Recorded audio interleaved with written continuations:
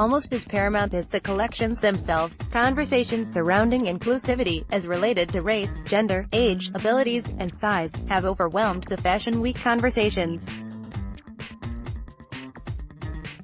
In a 2018 world where runway collections are as easy for a 9-year-old in the Midwest to see as an editor-in-chief, what is the responsibility of the designer to make sure there's an accurate representation of our society?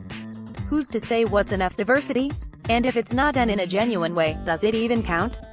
These are tough questions that some of the biggest designers have been grappling with in recent years, unsure of how to answer.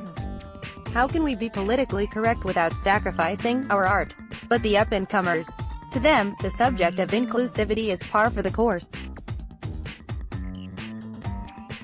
Perhaps a benefit of their youth, these designers are part of a generation designing for everybody.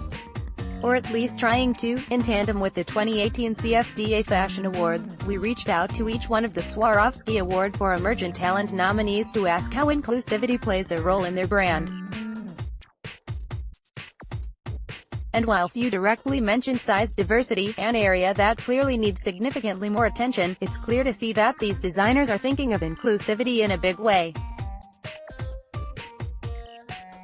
Says Marianne, the idea of inclusion has been something that I have been raised with, being Dutch and having spent my childhood in Asia, Africa, and Europe, designer Sander Locke tells InStyle.com. I have lived in over 10 countries so far, and I am used to being exposed to all different kinds of cultures.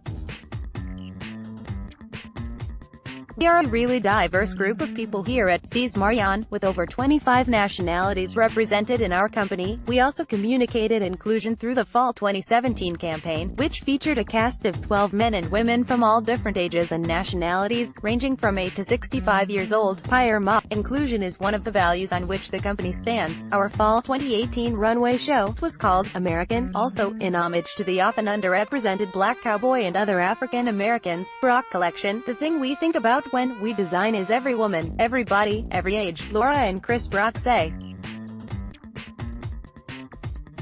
We believe that all women need romance in their lives, and they certainly deserve it.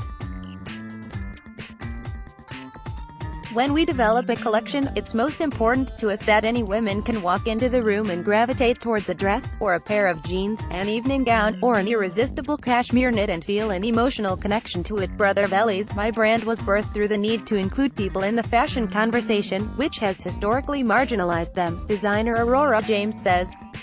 So, I think the question isn't about what am I doing to make it more. The idea is how can we keep going to continue lifting people up with us. I created Brother Bellies in order to include people. Amiri has built a formative and paramount structure upon in-house manufacturing and supporting Los Angeles artisans, founder Mike Amiri says. To build a heritage California brand, we believe authenticity and community inclusion must be at the forefront.